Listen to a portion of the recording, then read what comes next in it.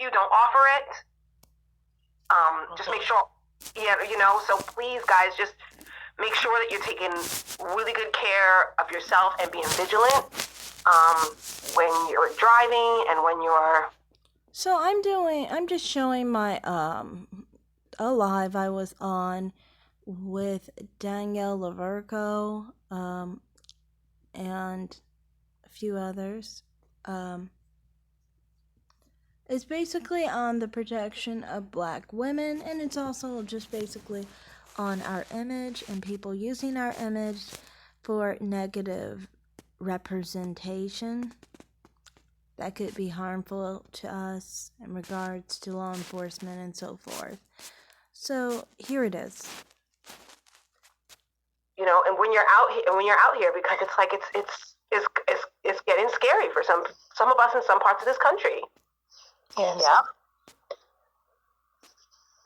And it's only going to get worse, I feel like, as the men get, oh my God, like it's a horrible combination. As the men of the race get worse and more belligerent, and at the same time, if we're the face of like anarchy, like that's like double.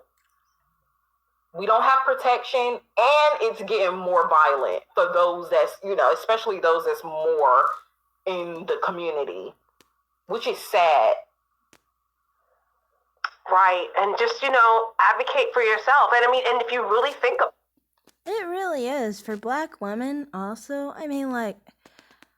Oftentimes we don't have any protection. At the same time, people do look at us as if we're a threat, especially outside of the race. Goodness, but yeah.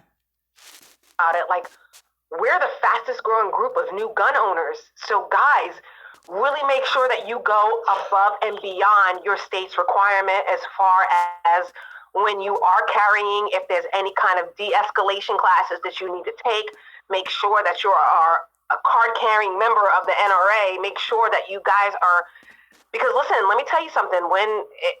In these neighborhoods, I'm here in Central Texas, and this is one of the woke places that decided to kind of defund the police, and they're being very passive aggressive now, where they're patrolling neighborhoods that have high black populations a lot less, even to the point where they're not even cordoning off areas for, like if there's a house fire or a business fire, and you know how the police usually respond to cordon off the area for the fire department to come through. They're delaying that, and people are losing their homes over this wokeness. You know what I mean? And it was like the white woke population who was doing this, but they go back to their homes in the suburbs with police response times that are under 4 minutes.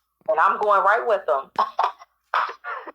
And it's like, we really, really, really have to be extra vigilant right now. Yeah. Because they think they're doing good. And if the black community as a collective was better, it would be great work. But when liberal white people get gung-ho about things that they don't understand the intricacies of, it gets dangerous for us, because they get to go back home. They get to go, and they get to be safe. Exactly.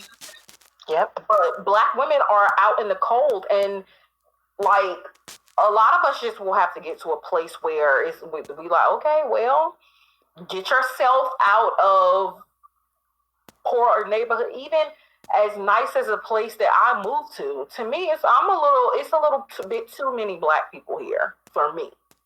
Luckily, it's still a nice area, and it's police that live out here and stuff, and they do patrol, because I do see them driving around. But it's like, so I'm not too worried about it. But for people that live in predominantly, I guess every major city is like that. Like, you have zip codes that are predominantly black. You have areas that are predominantly black. And even if they aren't the worst of neighborhoods, they don't know the difference of how we feel about the police. So, yeah, and it's really not good to be seen as the enemy of the police. But, with Black Lives Matter, it's like they constantly do that, like where they make black people the image of the enemy. basically of law enforcement and things of that nature. Honestly, to me, that falls into the hands and the benefit of people who actually don't like us. I never understood how black people promote this image of black people, especially black women, who are even more vulnerable. Is your name Ann or Annie? My name's Ann. Okay.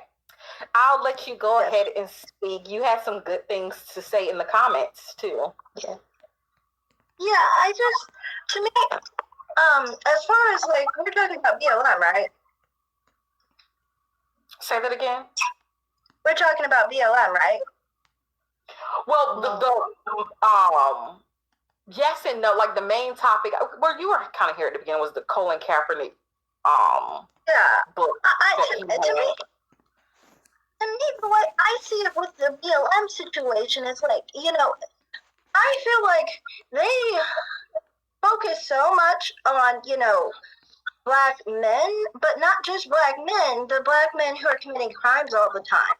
And I mean, like, to me, it's like, if you look at black on black crime, and you look at who actually gets hurt by black on black crime, it's black men and black women and black children. So, I mean, like, they are basically usually advocating for more crime for us, more danger for us, in hopes to basically benefit a few people who have issues with the police because they won't follow the law. And that's more so my concern. That's what I don't like about them, because they basically don't want us protected. It's like, I mean, at the end of the day, it's not just the fact that, they are advocating for the wrong side, in my view, but it's not just that. It's also the fact that,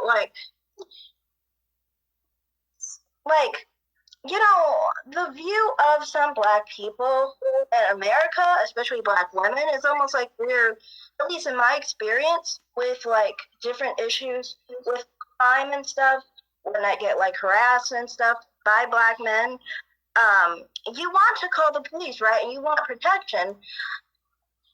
If you are making it where, the one thing you can go to, the police, is less, it's more hostile, basically, towards you, it makes it even worse. Because, I mean, there are already connotations against black women. You're just making it worse and making black women less protected. And that's more of my concern and more of my problem. Also, the fact that, black men, it's weird to me, because why would you advocate for criminals, black men who are criminals, who are going to most likely kill you? They usually do not kill white people, usually kill black people. Right. I don't know why they advocate for their own people to kill them, Yeah. And to me, it's really weird, because it's why do you advocate for your own killer? Black men are the main ones who actually die from these kinds of crimes, more than black women, more than black children. They die by black men more often, yet they are advocating for the very people who are most likely going to kill them. It's so dumb and stupid. But yeah. And so I was in this Clubhouse room a couple weeks back, and it's I'll give the black community the benefit of the doubt and say the majority of black men aren't thugs or street people. But the issue lie in, there were several black men, presumably, who identify as good black men, quote unquote.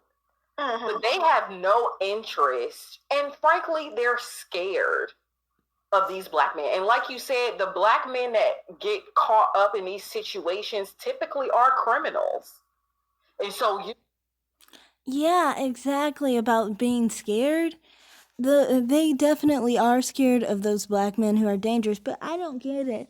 What can they do when they're already most likely going to kill you by the stats? What more can you be scared of? What can they do to you while alive when they're gonna kill you anyway? You know what I mean? Because they tend to kill black men. No, people really don't think, these black men just don't really think, you know. We're allowing them to drag down an entire group of people by upholding their activity and saying nothing that they ever did matters. Well, why do they find themselves in those situations? Why is it always them? Because for the most part, unless it's some grand scandal like conspiracy, it's not random. The police do tons and tons of work before they bust into your house and break the door down. Before the people don't just call the cops on you for nothing. And unfortunately, we're being put in a place where we won't have, we really will have to like gauge each situation individually. But a lot of times we are now in a place where we don't have the luxury to defend ourselves in certain ways. Like, we have to adjust the way we defend ourselves. We can't be going off on people and pointing fingers and acting a fool. Like, we have to play the game a way that we will get the outcomes that we want. You have to play chess, y'all, on this. Exactly. You have long game. And I mean, I know like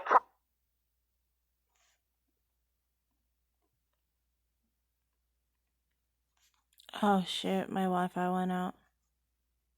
For a sec, did I take the Wi-Fi? What happened?